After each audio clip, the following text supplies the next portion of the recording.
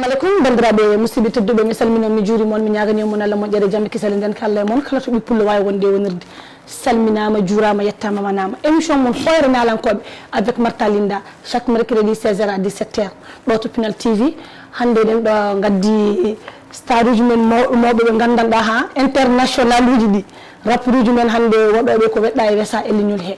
toujours ko ɗum mbimi moon Marta Linda danta mon ɗo tan ko ha ko fasniɓe leñol ngol ñaaƴiroɓe leñol ngol sukaɓe dadiɓe daraniɓe leñol ɓe mbaɗa banggue mabɓe koɓe mbawi e mbaɗ ɗum e leñol he ɗum gaddami moon hande e ɗo ko wan Alisco kañum e wan Mello kañum e Eldam Sero Eldam Sero ko kanko puɗɗorto ɗen ha par ce que ko kanko ɓinni ha Niger e woɗɗude ha o ari e Mali ɗo o ari wadde participer concert Alisco wan mais joni noon haade men e fuɗɗude golle ɗe mami hokkuɓe lawol ɓe calmina bandiraɓe musidɓe tedduɓe yeeɓiyankoɓe haaliyankoɓe kala to mbawi wonde e wonirde on Alisco no mbaɗɗa wallahi alhamdoulillahi ko weltare tan aɗa selli jaam sago meɗen on Alisco min won komi famani ko concert o gasi hande aɗa leerɓe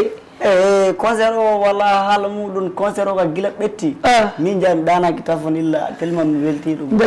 weltare weltare jokko weltare ndeysaan weltare machallah vraiment ɗo e haala ka yaade yeeso e salminde sakiraɓe garoɓe Pinal TV suivi tout le temps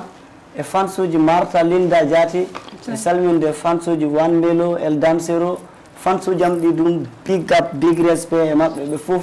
mi salmini kala pulako foof ndeysaan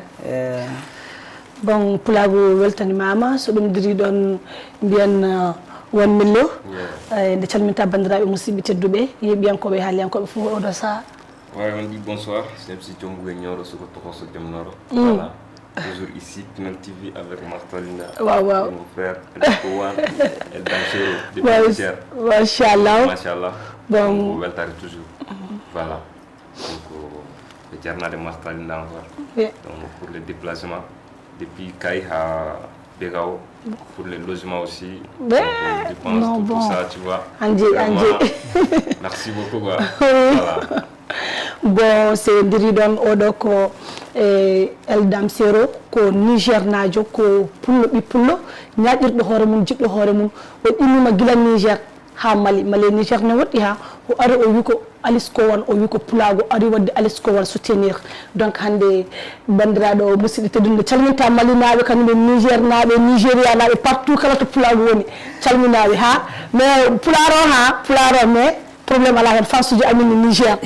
ala caɗele ay to mi salmini ɗon mi yetti ɗon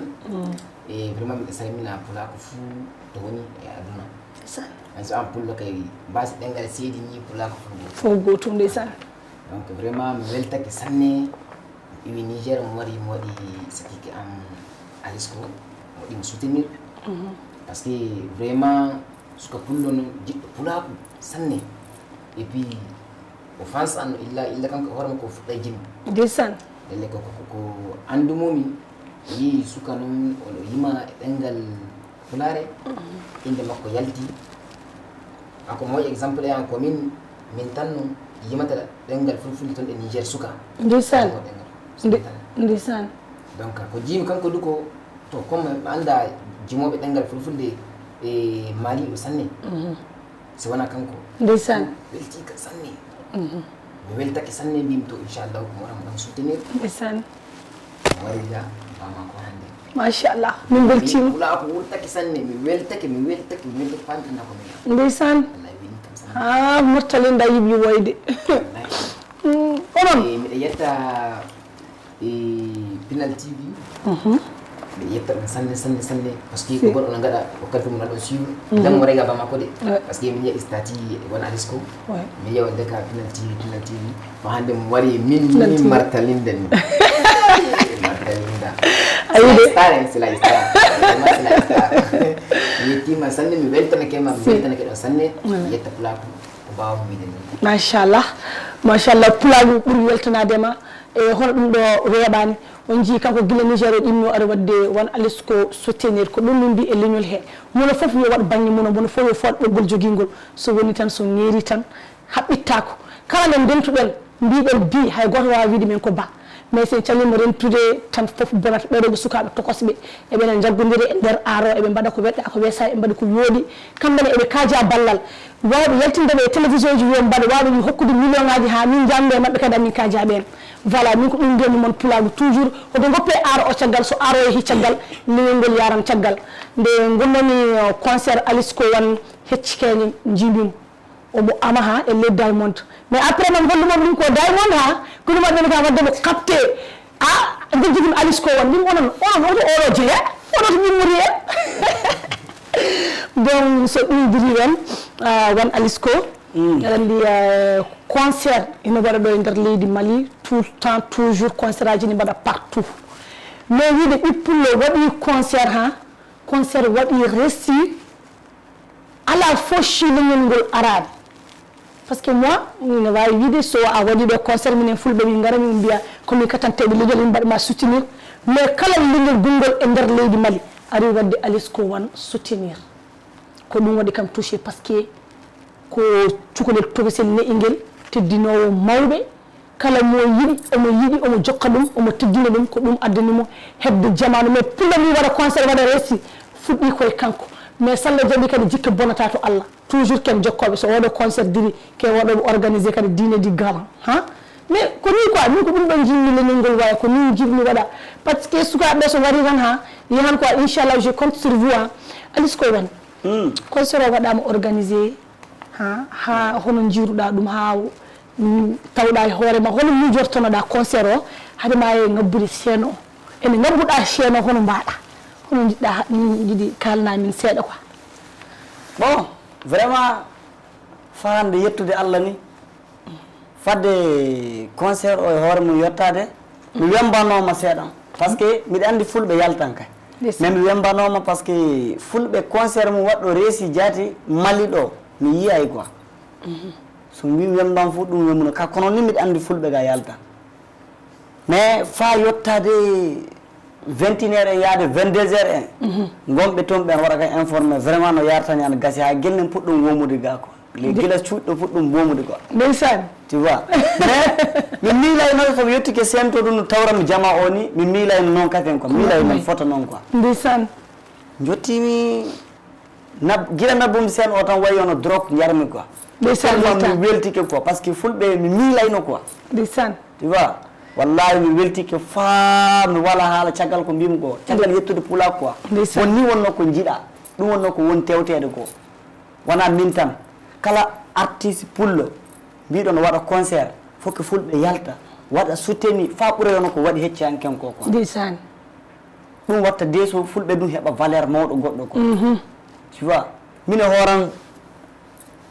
haala ka no woɗɗi quoi no mbimi inchallah puusi kam wadde ko weltade musique fulfulde jaati mi ƴeewi vraiment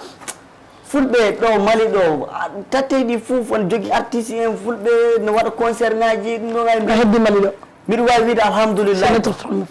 tu vois inchallah mi muuyi laatade artiste pullo Mali ɗo fa wona hadde Mali ɗo de laata international waɗa Mali présenté nokkuye goɗɗe inchallah eɗen mbawi wiide ɗum waɗa téléphone kono alhamdoulillahi no fuɗɗirta ni ana weeli no weeli machallah fa hande no lamɗo bowɗo nawri en fof yeeso inchallah rabbi amina ya rabbi amin ya rabbal alamina bon e concert o Alice ko woni hoore mum holli weltare mum e concert o no feewi minen fof ɓuuri weltade so ɗum diri ɗon oɗo ko wan mello wona artiste cuuɗiɗo e nder leydi Mali partout guila kayi ha ono fof oɗon gandimo won mello a immima ha kayi garɗa wadde Alice ko soutenir ha holno jiruɗa concert o holno jiruɗa pulagu ngu holno waɗma bon ko waɗi fof ko weltare no feewi weltanade martaɗinɗa encore par ce que wan waɗimi informé yiiɗa bon Alice ko ne hani wadde ka concert mbima bon yiiɗa han mbimi bon somi dañi kam mi yiiɗi arde mi waɗa mo soutenir no feewi tu vois parce que c'est la première fois donc hayso woni ni ko artiste aji donc ene wawa wonde taw artiste aji hannde ne keewi taw wonko woni hakkude moɗon mais entre nous donc yettiyaki ɗon taw quoi hannde wonko min cohli taw wona gueɗe nen toon hakkude men quoi donc il faut que somi heeɓi mi waɗa déplacé mara ha Bamako ɗum wadde mo souteni ga ɗum kanko no waɗiri ngolloni wawi hokkude hewɓe cuusal e doole parce que mi wawi wiide wona kanko yidi lansudo no artiste ki ul lansudo beni mais wakilare étude palais pour makko fuddi quoi donc vraiment je le félicite vraiment weltima no feewi quoi donc du courage inchallah tu vois voilà bon tour nana yettoro men ha min mbiyata ko diamond minen halpularaɓe komin heɓɓe diamond quoi mais est ce que aɗa wawi hokkude men pa goto tan ha comme ça mallaɓe jiima quoi ballaɓe darba oɗo sa hokku min ha seeɗal tan nanni min seeɗa tan ko kalmi ko mo holla mon wona fenade o mona holla mon geste diamond o kanko ɓurda non min pulago ɓerdam koko ɓuuɓi en keeɓi américain ha en keeɓi hen ha foof joni ko diamond kadi jiitumi mi yitumi advisé babamal cikkumi ha ko américain tan e ɗum ɗo joni kadi mi yiti diamond hokku men seeɗa ñammin mallinaɓe seeɗa voilà yinganoɓe seeɗa tan waɗan geste ha fait bouger un peu voilà yingona min seeɗa voilà voilà hey poɓɓe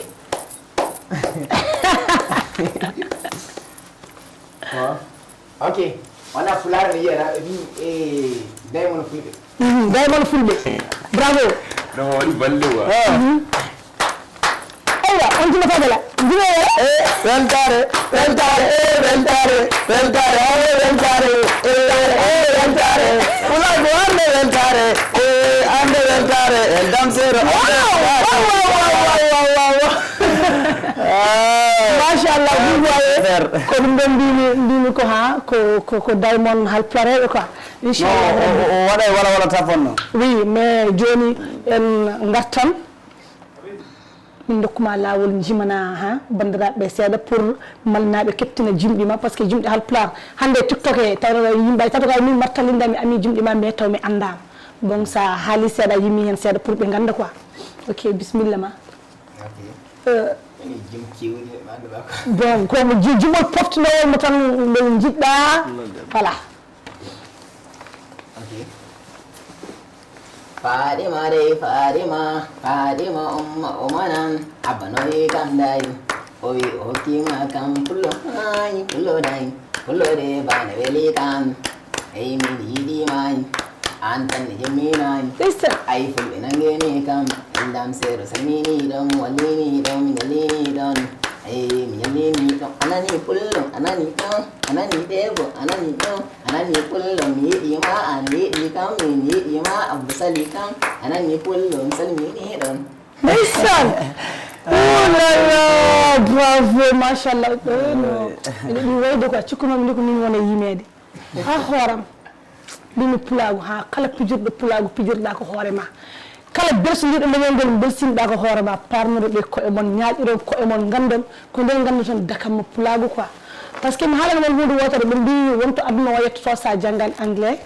donc ɓe mbi hay hunde a wawata naftude hoore ma e nder aduna he wonto kadi aduna o yettoto sa janggani pular a ñaaƴirani hoore ma andani ko gonɗa ko par ce que mi haalana mon hunde wotere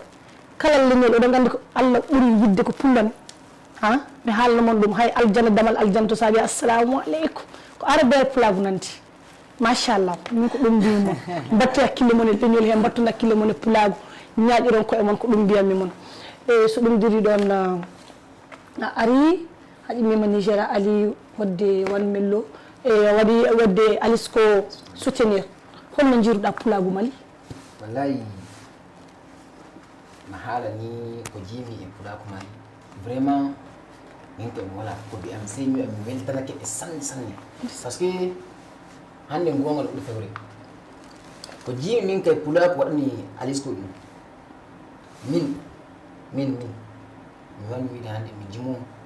ɗengal fulfulde min tandiron suka Niger mais no pulaku ɓe gonɓe ɗe jaltira ɓeɗe kolla mo yidde noon min mi yeyno a yiyan ɗum Niger wallahi mi yiya ɗum Niger par ce que min mo waɗimo félicité mi wimo vraiment mi weltanake mo sanne par ce que hande keɓa suka ɓi pullo jeune hako amin jimo fulfulde ni mo inde mum yalti ɗuuɗa e duniyaru ndu ɗuuɗa sa yi jimoɓe e ɗengal fulfulde fuu a fama dottiɓe no donc min ga ko beltima nde fewi surtout mo watti marraine makko Oumou Sankare voilà min ko lam andam lam waray gafa listen halani mo yimo vraiment de welto mo sanne parce que suka debbo non o nangani Alice ko sanne o walli mo be weltanake mo sanne mbiya mo Sankare Bahi Sankare oui o mo Sankare no ko magana pulo robbo vraiment mi weltanake mo sanne fami anda min ko mi watam ndeysaan wallahi vraiment pulaku mali be weltanobe yettibe sanne sanne be jalti be gadi mo soutenir no handi beli kam sanne merci beli kam vraiment vraiment beli kam sanne sanne wala ko be am sebe yettibe Allah ya pulaku yeso amin ya rabbi Allah condir den amin amin wayne no ko jiba amin ya rabbi bon so dum diri don la maquillage maktalinda c'est kadi kadi mi kop tonto kala bankura assez toujours kadi ha kala jiddo wadi no maktalinda ni et puis wana dum ton mo wada o mo yaye mesuji ha brésilien ni ton hay martalizen ni ton kala jiddo martalizen parce que mi so yetti jogo création ko wadanta kam so metti jon jetton ton mo sof ndere bawli me so metti ton tan o wada kam elle ko bitangele ha donc toujours jeeto kadi kala kajaɓe numéro kadi aussi ha ma wala mun ɗo affiché kanko waɗata kam toujours maquillé bon ene heewi habillement o aussi ko posé donc min posé kanko ne ko rapport ko boutique comco o jogui e so ɗum diri ɗon kadi eɗen calmina Mamoudou Yoroba waɗi 1 million habillé aujourd'hui dans fashion shop merci beaucoup tu vois hanki jamma voilà noddimo hanki jamma mbimimo Ba Mamoudou donc mbiɗa jogui émission janggo petit yam goton ɗimmi kay mbaɗamo abiyo wala probléme min ko ɗum mbimi pulago mum fof yo waɗi hen ko wawi rokkoɓe comci ɓe yo dokku woɗoɓe maquillage ɓe yo mbad ha hokkoɓe paɗe ɓe yo dokku hokkoɓe kalisaji ɗi kadi ha hoɗo jeddite kalis o ko ɗum jiɗi quoi c'est ça ko voici c'est ça que j'aime l'argent c'est l'argent qui nous manque voilà c'est l'argent qui nous fait briller là hein. Vous voyez, si ce n'est pas l'argent, est-ce que on garde ça? Vraiment. Il faut que calice, c'est des pillards. Voilà. Donc, pour la on dit, on milliard on dit, on peut, il dit que l'argent calice, un milliardaire, ça, il multimilliardaire, pour halpla. Mais on doit le dire, pour le wife, fulɓe men jawaɓe men kamɓe ɓuuri mali fof wawde est ce que wona aduna o fof mbimi walla mbiya aduna o fof so pour no yaɓɓi e kartal mum bancaire fay goto ñamata e aduna he tele ɓale ɓe jeta ko yato karsa Diallo yato karsa Sidibé yato karsa Dramére yato karsa Yara yato karsa Bokum tu vois c'est des pulago noddata ko pulago urat bon min mbiyan mon tan ha joni ko battira hakkillaji mon aroya ko aro o joti min so aro yehi tan pulago yahan ɗo e nder leydi Mali ko aro woni ko ala doole ko aro min jiɗi rokkude doole ballam so ɗum diri ɗon min calmina yimɓe Pinal TV ɓiɓɓe fulɓe fullaɓe lamɗam ɓiɓɓe fulɓe fullaɓe barke sonɓe gesa Pinal TV gayni jaltini hen émission foire nalankoɓe dit lumière d'artiste pour nalankoɓe halpulaar jiye pour kamɓe ɓe mbawa farnorade télévision wiide kamɓe ɓe jogui télévision chaque kala nde ɓe beela ɓe garan ɓe jaltine ɗo ɓe kala koɓe jiiɗi kala koɓe beela eɓe calmine vraiment Pinal TV comité de gestion ono foof oɗon calmina ko limti juuno pulago ina hen mono fof waɗa banggue mum o mono fof waɗa hoore mum soutenir mono fof o yiɗi hoore mum sa yiɗi hoore ma tan bande jakata ko ɗum min mbimon min calmini min juurima donc won millo min garta e ma ha jimana men hay soko morceau goto bandiraɓe jiiya haade men artude Alice Gowon mi haldene no wimi ɓinguelam tinno e golle baba halinomi so duuɓi juutima won joom galle mi halde mi ñamo wimi grand aduna ko golle sehilama tinno e golle kala e golle sehilama tinno e golle wadde mami tinno e golle balle sehilama tinno e golle ustulel nde nattu gadda mbaɗa e galle wata bonnu jikke watta won mbadde galle giƴa en naate ladde ko sehla en tan daare nangue ko giƴa en tan gone golle sehlam tinno e golle bravo machallah ko ɓeɗo men rakkuji mena fayda ina weeli machallah toujours ko mbasitomi moon une petite conseil haɗa men artude Alice Gowon anto Niger kanko to Kaye oɗo to Bamako toujours rappuji keddiɗi ɗi onon foof gonmi e haaldude battodiri hakkillaji ko onon goni sukaɓe jaggodiron dokkodiron juuɗe ɓerɗe ma on ji sallah jaaɓi hande ko wona hande hayso marta linda ha waɗi arrêté être la présentatrice en Pinal TV peut-être so goɗɗo waɗi mon invité à France 24 walla ha télévision goɗɗo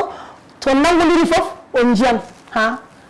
taw goɗɗo ne haala taw wona martalinda min ko ɗum basiyto mon ko ɗum mbiyammi mon jaggudiri ha joni yalla ɓamtu on ɓamta leñol ngol yalla wallu on gollora leñol ngol so leñol ngol yiyama fof so jaan fof leñol ngol yiyati to jeeɗa fof sa wi pullo so tawi hayso min komi pullo Burkina walla pullo goɗɗo mi ñaƴirti a yaari concert Alisco wona yimi waɗi étonné par ce que bon mi andano ɗo wonno Niger ndewa ko oɗo neɗɗo mawɗo wonno Niger vous voyez bon Alisco won c'est Alisco won ko min jotto Alasco oɗo yam Alasco grand sœur donc Alisco maintenant là woni maîtriser inde nde Alisco won hade men e jokkude namne ɗe ha anden yiman men seeɗa ha fini bouger un peu là parce que moi ko ɗum tan jiɗmi ko amde tan jiɗmi Timmanyairu ko pinda tawda ko mi yagirta ko mi bigayna ko ɗannade eggintitta kanko gonmi ko Alisco MC Pullo everyday as pingul ɗo écoute son fati ɓekka heɗa ɗo en wi wattu o waytike waytoto en waytike en fotay e wattu o en piitoto nan yawno toon fote wattu o sa heeɗi ka fami ɗum question o sa famay ɗum a milto toon tinnoɗen immoɗen daroɗen fati bandiraɓe daɗa en tinnoɗen immoɗen daroɗen laawi mawɓe ɓetirino ta yeggiten janginen ɓiɓɓe men kalen ɗemle men kalnen ɓiɓɓe men janginen ɓiɓɓe men kalen ɗemle men jangota nimisen fati nimisen to jaɗa fo ñayru leñol ma haalu ɗengal ma to jaɗa fo ñayru leñol ma ɓornoɗa comci ma to jaɗa fo hollu valeur ma culture ma woni valeur ma valeur hollu valeur ma culture ma woni valeur ma valeur ma hollu valeur ma bravo machallah ko ɗo woni Alisco wanna notre fierté ko ɗum mbimon toujours leñol ngol yalla ɓamtugol bon Alisco wan sendiraɓe ma ƴimmiɓe toon to Niger ƴimmi toon to kay holko mbiyata kaynaɓe Niger naɓe weltare ma vraiment fa hande yettude Allah e sehliraɓe am ƴuuɓe Niger ƴuuɓe nde Mali ɗo les Mali caggal Mali ngam ɓe déplacé pour concert o joddi maɓɓe mo wala o lanɗo bawɗo yoɓuɓe par ce que mi andi won ƴuuɓe fa won ƴuuɓe Burkina Côte d'Ivoire partout quoi yimɓe ƴuwi warde vraiment Allah woni bawɗo yoɓde yo lanɗo yoɓuɓe vraiment mi weltike sanne vraiment yo lanɗo bawɗo yoɓuɓe e balluɓe kan e concert o ɗum mbiyete yonno Anne Martha Linda fuɗɗam banggal ma Martha Linda Oumou Sankare Pullo Lobo Zeynab Ba e hono wiyete kasi Aissata ɓe fof quoi kamɓe fof bon ko yettode FC voilà galo nafara dogo ɓe fuu yo lanɗo bawɗo yoɓuɓe Ibou Niang Samba Ibou Niang jowtango makko an ɗo fayotade e parrain meɗen hono wiyete Ibou Ba jowtude ɗo Sekou Boli e kañi e maren Oumou Sankare vraiment yo lanɗo bawɗo kañum wawi yoɓude bien sûr surtout artiste aji woɓɓe kadi foyre kañum SB en foof ne jiɗɗo hawrude e concert heɓe noddanno kam martamane concert waɗata min jiiɗi hawrude hen Allah hoddirani kamɓene ɓe jarama ko rappeur uji wonɓe kadi kayi kañum e ñoraɓe keɓani arde ɓe a nanay ɗum mbimino oui bien sûr concert o heɓɗo warde emo heeɓa e warde kala ko tawi anniyama lobbo e woccude concert o Allah bawɗo kañum wawi yoɓude lanɗo yooɓe vraiment min ka mi wala haala caggal yettude ɓe wala haala caggal barkinde ɓe quoi par ce que ko ɓe gaɗi ko wona wajibi mais ɓe andani kam quoi min gommi ko haɓo am fuu e leñol ngol ni ɗengal ngal waɗe valorisé culture o waɗe valorisé donc artiste en suka hewɓe dow ana ley mino hoorema wona dow won wonɓe dow am min do mais won wonɓe ley am do miɗum woni imminde woɓɓe war min woddi wadde woɓɓe formé won jimannoɓe ɗengal bamrankore tan miɗe fooɗa ɓe wartude e ɗengal fulfulde fay ɓooyan joni wonmo naɓumi studio o waɗi somma ko waɗi presté toon o waɗi mas diati donc vraiment fa hande fulɓe min noon wona min noon tant que concert an toon foti koɓe yaltira yono ni par ce que neɗɗo laatta ko fewuno kina sima no hoorema voilà neɗɗo so laatiki artiste kala ko laaɗa so sima o wallayma mi anda homo woni walloma donc vraiment mi yettiɓe ni sabi so wima haalam fa ɓurta fou ha juumati mi yahan répondeur bon ko limti juuma alisko wan wi kala baɗɗo heen kuɗel mum kaɗel mum pour wadde concert ko hoore mum waɗani wona alisko waɗanna ko hoore ma mbaɗanɗa ko leñol ngol mbaɗanɗa par ce que so alisko yiyama ko an yiya so alisko tinama ko an tina ko leñol ngol tina ko wona ɗum ko kadi surtout fuɗɗude Ibou Niang kanko wonno hoorejo wadde organisation oɗo concert yantude Oumou Sankare Marta Linda Kadiatou Boli Kadiatou Ba ha FC kañum e Nene Kébé bon Zeynab Ba onon fof ko limti juuma on calminama on juurama on mbaɗi hen balle e fodde surtout la marraine marraine Valérima Oumou Sangare bon Oumou Sangare a salminama a juurama a ñaganama Allah moƴƴere en calmini kadi walluɓe en e nder concert e Sékou Boli kañum e oɗo Ibou Ba aka groupe PDG Ali Koita fa yettade zete jiga service Gawsu Tangara vraiment kamɓe fof ɓe calminama ɓe juurama jettama ɓe mbanama ɗo to émission men Foyre Nalankoɓe bon oɗon gandi joni ko mbatten préparé ha mbanne kam ɗo créé tan une petite sanction ha taw wona jimol makko wona jimol ma tan mbaɗa ɗum jon créé tan ɗo e Pinal TV jumon hen Pinal TV jumon hen Pularu jumon hen ha Marta Linda c'est ça qui me fait hein vous voyez donc bismillah mon Pinal TV wari ɓe gaddi jam e Mali Pinal TV wari ɓe gaddi moƴƴere Mali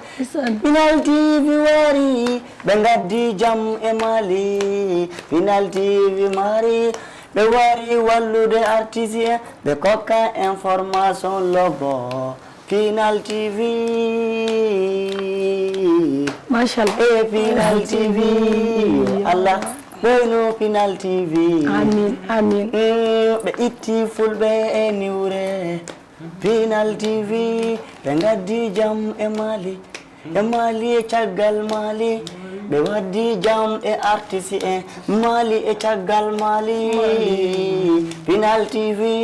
min jetti golloɓe Pinal TV hooreɓe Pinal TV min jetti golloɓe Pinal TV grand sœur Marta Linda Pinal TV t'as rien dit hein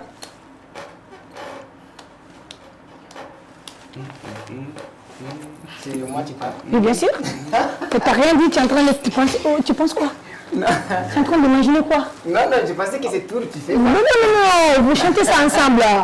Voilà, vous voyez. Oui. Pinal TV. Ah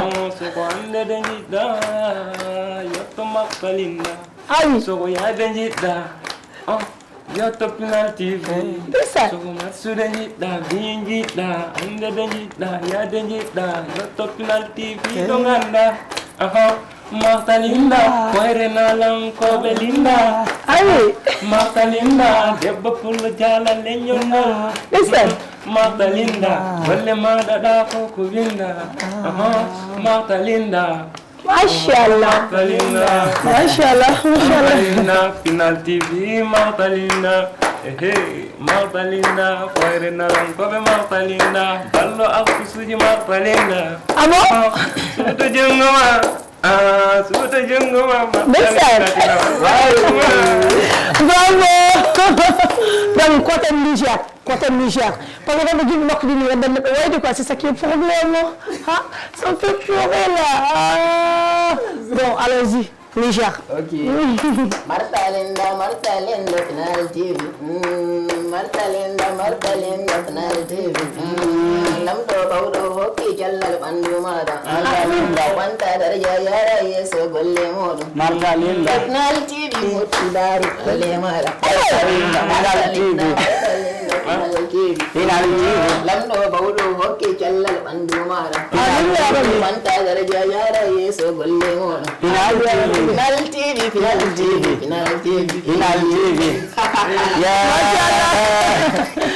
Bravo, machallah. Bravo. Ɗum min mbiyata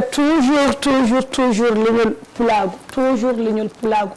Ha? On jiɓe ɗo sukaɓe koɓe gone wadde ko ɗum basoyi tomi men. Onon wonɓe dow ɓe. Onon jottaɓe par ce que min nattalinda avant-hier wonnudduɓe kam cikkunon mi ko ñandam min banmi confirmé ndeka mbeɗe ndaare. Inde jomum kam mi wawtake haalede sur les plateaux. Ɓe mbimi bon annene ndaara martalinda. An star mawɗo o wi martalinda an ala fof mo dartama donc mi watti hulde quoi bon leñol ngol ko gonɗon wadde ko sukaɓe mawɓe ne kucciti hen émission martalinda partout jabam ene daara hay ɓaleɓe ne daara ne martalinda beki ga émission ngaji ibe kam hunde fof bon mbiɗa andi kam haala ka haaloɓe pular Sénégal Mauritanie yimɓe fof ina daara ɗum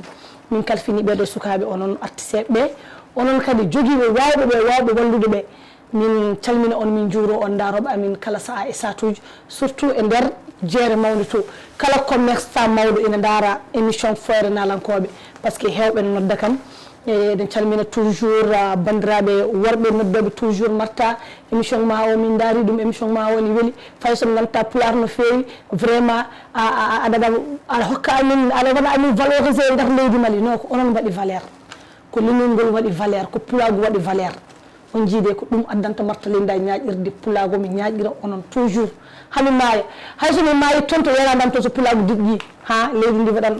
par ce que ko martalinda woni toon ko ɗum mbiyami moon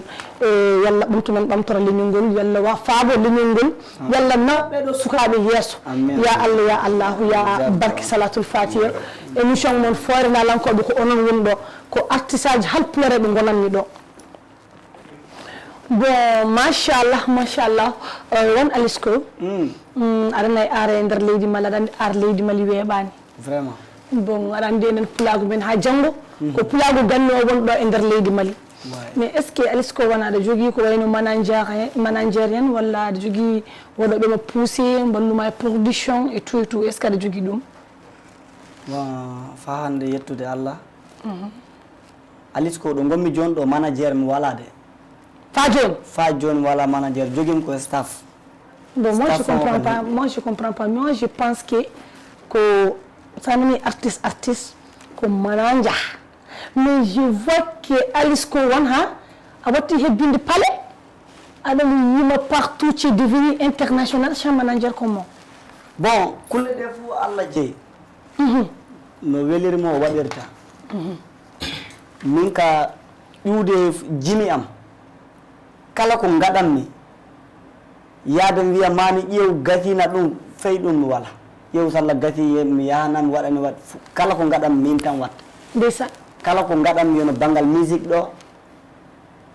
so miɗi waɗa répétition am min waɗata min watta son en corrigé min watta fof ndeysan so projet wari somi wawa haalde haala muɗum mi hokkan staff on haala muɗum bangal manager ɗo ka vraiment mi heɓa e manager mo jimmita fon quoi d' accord so a hawride manager mo jiɗɗa tafon voilà mi hawra e manager mais sa heeɓi manager moƴƴo bawɗo pusde mo bou ha gona ha mbaɗoya joué Bercy ko Bercy wiyetane sal gonɗo France o voilà Bercy mbiya min kebbino Bercy tout pulago ha manager jon hoore woni ko tewtanmi quoi d' accord golliro hoore quoi golliro hoore mbaw tawen wawi waddude kulleje mbawɗe wadde kam avancé quoi avancé ko ɗum mais manager laato kañka caggal naɓat neɗɗo ka ɗum ka laatike ɗum natti wonde manager ɗum wonti lay quoi ɗum wonti ɗum subhanallahi sannu kana kafra d' accord vraiment bon won Alisco c'est en dirtito manager ɗo kelpuŋaji ma ɗi gonɗa wadde ɗi ko an ittata kalis ma mbaɗa hoorema financier walla won walloɓema hen seeɗa seeɗa alhamdulillah kalisi am an hen kalisi balloɓe am an hen bon tu vois mbiɗa yiiɗi wadde clip ngaji hewɗi banggal financiére aɗa andi fulɓe ni vraiment financement wala jaati to ɓe mbiyen kalan quoi financement wala ɓe ballata banggal financement ɗo ka banggal wallu jomum artiste ne latta ko fewi hunde kina waɗa e financé caggal financement sa wi gueltana projet lobbo son lobbo kina itta kalis ha heewa clip moƴƴo ɗum kina itta kalis fa heewa bon sa yetti yimɓe mbiɗa walle kamɓe ɗiɗi wadde clip fay goto wallatama mbiyande duwaw tan duwaw ɗum Allah jaaba vraiment men ngullo leñol be itta kalis ni be ngatta e artiste vraiment ana tiiɗi gon haale be makatama 100 000 200 000 tan men ñama dum ñalawma goto tu vois min Martha Linda moi je bouffe 300 000 tout de suite sa totti kam dum gasat moƴƴere Allah wa bon so be jiidi ni hunde yaha yeeso fa ɓuran ɗo wonɗo ɓe balla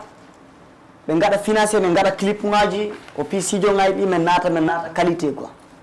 wona min tan de miɗe haala wona min tan min e artiste yonoroɓe an kala mbawɗo wallude artiste wonɗo banggue mum wallu ɗum jottinama studio lobbo aɗa andi hande kulle ɗe fof qualité gollirte ko gatta fof waɗɗu ko moƴƴi ko so gatta naatu studio moƴƴo so a naata ittan kalis tedduɗo voilà so gatta a naatan studio lobbo so a naati studio lobbo a ittan kalis tedduɗo so clip noon kalis kasen du ittete kalis tedduɗo so a wi ko moƴƴi kala ko moƴƴi fay ta naati luumo tawi a soodan kadule walma mi anda hono mbiyatmi kala ko moƴƴi ana tiiɗi donc ko moƴƴi so ana tiiɗi waɗi valeur ne tiiɗi ko waɗi valeur ana tiiɗi c'est vrai o faut que yimɓe heɓe gaɗoɓe artiste poussé banggal financement so fuu laatike du'awe ɗum ɗo hen vraiment ɗum nanta neɗɗo studio en vrai dire vraiment nanta neɗɗo studio wawa waɗande neɗɗo clip men mbiɗen jetta Allah fa hande ni won balloɓe aran neɗɗo wawa wadde ko neɗɗo wawa wadde fa wata anda no mbinam ɗum joni ɓurta hakke dole voilà neɗɗo wawa ɓurtude trésumrana wawɓe yimɓe walluɓe ɓe tigui taw dole mum jettaki to gonɗen ɗo balloɓe kam wallahi ɓe ngala dole mum sowona ɓe balla mi wa hisat ɗo Abba Diaguité oɗo ko ɓi pullo Sigaso woni vraiment omo walla kam o pi omo yiɗi mi yaha yeeso anniya makko no moƴƴi huccude am trop Abba Diaguité mi waɗanimo dédicace bientôt son odu yoppete inchallah on ɓenni rasban oɗo pullo vraiment bon joni ko ni mallata quoi c'est bon rasban depuis New York l'enfant de Diombougou rasban ko moƴƴo ɗum Diaguité tiiɗi non rasban ka ko mum ko wawa haalede timma jaati ha ɓurti ko Martha Linda kona non ari ɓe moƴƴi ko gonga ana ɓurti o moi je comprends pas parce que moi j'ai en train de mourir là c'est ça rasban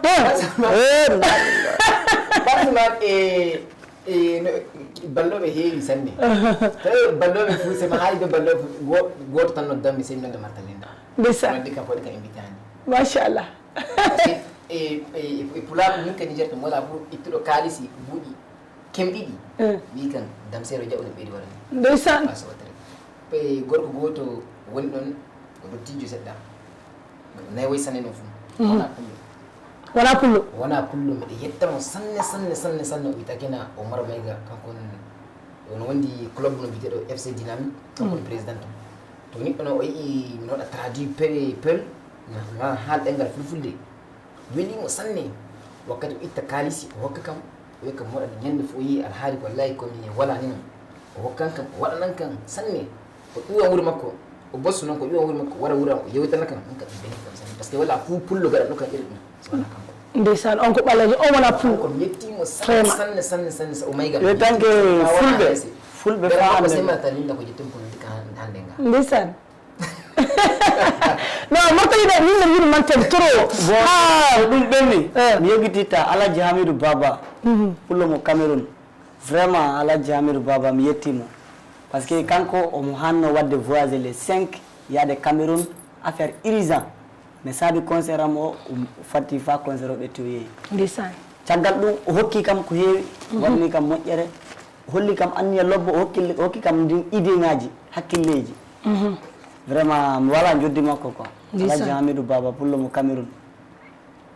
machallah mi yettimo ɗo fa Cameroun joni ɗo wonɗo fa gawdere bon émission o hande émission o joƴƴiraɗo ko pour émission immiɓe to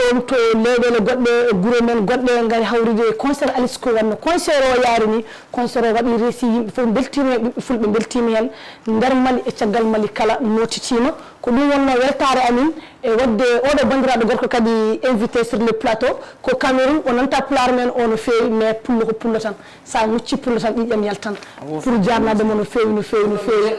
pullo pullo Niger plutôt donc woni Cameroun fomo gotum donc hokku yimɓe dernier mot kala weltare ma dokka yimɓe revoir o yettima seeɗa to jonɗo ko bawama haalude ni sey mi yetti pulaku mi yetti sanne miɗe weltanoɓe vraiment bisibirla miɗe weltano radio ji téléji ko no waɗa Alisco invité parce que ɗum bo c'est pas facile quoi pour avoir ça no hande no tiiɗi wona neɗɗo fuu noddete wiye gara am mo waɗanta interview parce que ɗum no yaara neɗɗo yeeso sanne quoi mo andama fo andititte voilà donc min yettaɓe ɓe fuu vraiment min yettaɓe wala komi wiyan sey mi wiya mi yetta pulaako parce que o noddiɓe ɓe jalti ɗum ni min kay weli kam fa wona heesam anda komi wiyta ndeysaan vraiment wala komi wiyta wonni bi wallahi mi yettiɓe sanne pulaako foto woni koye afrique fuu wona maldi wona niger wona ndeysaan minen kay ɗengal fulfulde ni min jewta mais minen kam fu min jiɓanta pat ndeysaan partout international enen fulɓe ken saki ala foto e ngala la plupart les c'est des pulaar ɗengal fulfulde Mali ɗengal fulfulde Niger kono fulɓe aduna fu min enen fof koye gotum bon wonno noto aussi nde calminta bandiraɓe musidɓe tedduɓe mbanɗen ero yettima calmina kaɓe ha voilà donc c'est tout pour aujourd'hui donc adi fof en beltinima notre grand sœur Akhbarinda. Merci pour tous. Oui. Voilà. Alors on va avoir vraiment ultimement fait quoi. Machallah. Voilà. Machallah. Donc on va Alisco encore et concernant qu'on a tiré le famille de Anton, son respect, tu vois. Donc ala chakal mudunga. Piko va tous on de Mamoudou Yero ba vraiment ba fashion. Kalmine tappa Abdoulaye Ba. Les habillements. Ouais. Voilà, merci à Pinal TV aussi. Oui, notre diamateur hier soir, qui comme qui est au appartement. Oui, tappa. Notre diamateur international ha, nous Boroni Gambi. So vraiment il y a silence parce que quand on se met autant de comportement mamation donc min calmini mo gila do ha Angola no hande ko der leydi Mali woni notre fierté aussi quand on mo nyaagana plagu o wi ngene concert Alisco wande parce que o arti gila arti mal ni makko min bayro ndiri ser kanko andan concert no wodi ha 2h du matin o yo wonno ko noddi jungo makko quoi o comment ça concert il pulle wara leydi Mali kanko tinani o mettiwa o wi gila 23h mo neɗɗo téléphone omo yeewa o anda ko waɗata vraiment eɗen calminama eɗen mbiyamo Seydi Ba pullo gila ɗo ha gawinani ha Angola vos complémentaires tout d'Angola vos frères bon dia ou bon tard de vos estudos di noni de ni a pullo mo tek de tappa Abdoulaye Ba donc mi salminimon e wona Alisco nde calminta bandiraɓe musidɓe tedduɓe yeewiyankoɓe haaliyankoɓe windiyankoɓe kala daroɓe émission martalinda foyre ngalankoɓe calminaɓe ha dokkaɓe revoir waktu heedi ganda pulago aɗa ɗammine mabɓe aɗa godde mabɓe kamɓene toujours eɓe ɗammine ma ɓe godda e ma par ce que so Allah jaaɓi min to jimmi ɗum ɗo to fayto ha ɓerɗa min koko jogori ɗumde ko wiyete ha inchallah bientôt alhamdulillah fa hande vraiment mi yetti fulɓe kala mo anniya muɗum moƴƴi woccude Alisco mi yettima kala ɗo fullo woni aduna o mi yetti ɗum machallah mi yetti no Eldamsoro wini ɓurta noon tan radio ngaji e télé ngaji ko watta kam invité vraiment mi wala joddi moɗon yettade hande ɗo gonɗen ɗo Pinal TV kala gollo muɗum fay wuuro muɗum fuu mi yetti ɗum ndeysan vraiment haala wala caggal on fuu on beltanama yo lamɗo bawɗo kañum wawi yoɓude yoɓɓo on amin ya rabbal alamin yetti kala ballowo amin ya rabbi Allah woni ballo amin neɗɗo woni sababu yettiɓe fof amin ya rabbi e machallah toujours ko ɗum ni martalinda mbiyam min wiya alhamdoulillahi rabbil alamin ɓeɗo muñiraɓe moƴƴuɓe eɓe dadi ɓe darani leñol ngol par ce que koɓe goni golle ɓe goni wadde fayida e nder leñol he eɓe mbaɗiri ɗum avec le respect eɓe toppiti mawɓe mabɓe kala koɓe mbawi wonde eɓe toppiti amin eɓe teddini amin donc minen kala komin mbawi waɗande ɓe min mbaɗanɓe ko ɗum mbimi leñol toujours gacci hakkillaji mon e aruji men mbimi ɓe mbi sa yi joguiɗo ko pullo sa yi cusɗo ko pullo sa yi jamaro ko pullo sa yi bawɗo ko pullo mais pourquoi pas ha joni enen leñol men ngol ar o ina yuski e nder leydi Mali il faut que ɗaccen hakkillaji rappiraji Mali mi rappirji men wonɓe yimde ɓe ñaaɓira leñol ngol il faut que daccen mabɓe hakkillaji par ce que en jii ɓiɓɓe fulɓe ha kewi ina jima e anglais ɓe jima e français ɓe jima e espagnol ɓe jima e portugais ɓe jima ɗemɗe goɗɗe kay dal eɓe mbaɗi resi eɓe jiye mais ɓe mbi soɓe nangi e pulago ɓe jaata il faut que ɗum ɗale on jii John Bouba fulɓe ne mbiya kala hunde wotere debbo mawɗo goto waɗama invité ɓe mbino foti ɓiɓɓe jogui o wimo jogui ɓiɓɓe ɗiɗo kañum e apprenti min mbaɗa mbaɗa ɓiɓɓe ɓe mbimmata apprenti wona ɓiɓɓe wona wona ɓiɓɓe donc ɓi ko afo ko gollata o wi on ko konko Bouba ko gorko ko debbo mawɗo ɓalejo de ɓi ko konko Bouba o on darni galle mabɓe mais enen konko Bouba men sana ñadde juuɗe mais min moi je comprends pas là kamɓe ɓaleɓe ɓe hay cagaji mabɓe ɓuuri cagaji enen halpulareɓe par ce que voilà parce que amin ɓe nder réseaux sociaux minen e nder réseaux sociaux ɓene mbaɗa amin critiqué marcalinda kititi kanjat kamin jajja ha kayi a waɗindani ɗiɗi jeri fati walo onon ñaƴiroɓe moon jiiɗe yiɗoɓe moon ko minen goni wadde valorisé ɗemgal ngal artisaji ɗi goni ñaƴirde moon ñaƴire amin son cuurani amin hoɗo cuddite amin par ce que mino yiɗi wadde pasden petite message mi yito ɓaleɓ to hay sa woni caga teddinte par ce que amin ɗon jeeya cagaɗi teddinaɗe ha koɓe international uji joni soɓe jalti ɓe gulnan mi haalata inde kaari et puis caggal mabɓe c'est réciproque so tawi aɗa traite neɗɗo ko caga waɗa mum valeur totta ɗum buuɗi biyeji ñaama mais kaade ko caga bonna inde mum jappita hoore mum taw ko hoorema gonɗa e wadde ko hoorema gonɗa e wiide donc ko pamminanmi on mi weeɓi wadde ɗo une petite vidéo mbimi wonko musikam woni mo mbaddumi cetre o waɗama supprimé batte sababude mum jinnaɗo bakko debbo nodduɓe message wi kaade yiiɗi ko jippindema walla kaade woni ko tellindema donc ça veut dire que min Martha Linda mi komi jippinomi wona ngabbinowo donc wona wiide so wona wiide tan mbeɗa walla ar leydi Mali wona ɗum addanta kam bonde non ko ñaƴirde leñol mum kadi aussi bawɗo wonde almami leñol o yo won bawɗo ñaƴirde leñol o ballal ar pour yimde yo yim bawɗo kadi hay bawɗo cagaji pour no yooɗe wiye ko caga halpulare ɗo wonɗo mon woni international mo ñaƴiri leñol ngol yo won caga voilà ko ɗum min Martha Linda jiɗi min jiɗni ko leñol ngol haɗa liƴƴi keddiɗi ɗi kala so wiyama e hey liƴƴi keddiɗi ɗi mbaɗe présenté taw leñol halpulare ɓen wawi wadde présenté on paami so kaalowo a yani ñamdal concert mbi aywa kagaɗo ari bio pulago yi donc je suis fier parce que ko ɗemgal pulaar gonmi waɗirde ɗum ko pulago gonmi waɗirde ɗum toujours mbiyatmi mon tan ko yalla nawru leñol ngol yeeso yalla ɓamtu leñol ngol yeeso nduwon ɗon ɓeɗo sukaɓe yalla oppiɗeɓe ha joni yalla naw ar o haaɓe gona international ko wona hande jewtiden ɗum inchallahu rabbi émission moon foyre nalankoɓe so ɗum diri ɗon kadi aussi mbiɗa salmina bandiraɓe yeeɗiyankoɓe guila ɗo ha France uji wonɓe France ɓe hakkillaji ne mabɓe ne Martha Linda toujours Amérique partout ko partout dans le monde Martha Linda ne waɗe suivre et puis encore eɓe parnoro kam eɓe nodda kam franchement ɗo ɓe nodda kam soɓe keɓani kam e TikTok ɓe jaaha ɓe juuli numéro jam banggueji goɗɗe par ce que liengaji ɗi ene jokkodiri enen fof ken gotum pulago foof ko gotum on paami hande hay soko Macky Sall jiɗɗen hebde en kewan par ce que ko lien ko pullo on jii ñaƴiren ko emen mbaɗen valorisé ko emen minin ko ɗum min jiiɗi ɗum min ñaƴirta ko leñol ngol min jaƴirta mbiyami tan ha joni ko yalla nawri leñol ngol yeeso e jafoɗen haallaji ɗabbuɗi ɗi par ce que haaliraka yon tikku haaliraka yon jaadi aduna o toujours émission Martha Linda ko ɗum mbimi moon foyre naɗankoɓe ɗo to Pinal TV chaque mercredi 16h à 17h joɗɗon daron Martha Linda ko haalanta moon ko yewtanta moon e artiste aji kesi kadi ɓe gaddunanmi moon toujours pular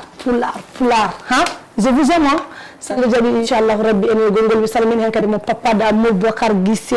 tout le temps chaque mercredi komo jooɗomo daara émission Martha Linda mi salminima wima Guissé Mabo mi salmini kala ɓippullo to wawi wonde wonirde émission moon foyre ngalankoɓe inchallahu rabbi enen gongol mercredi prochain merci beaucoup bye bye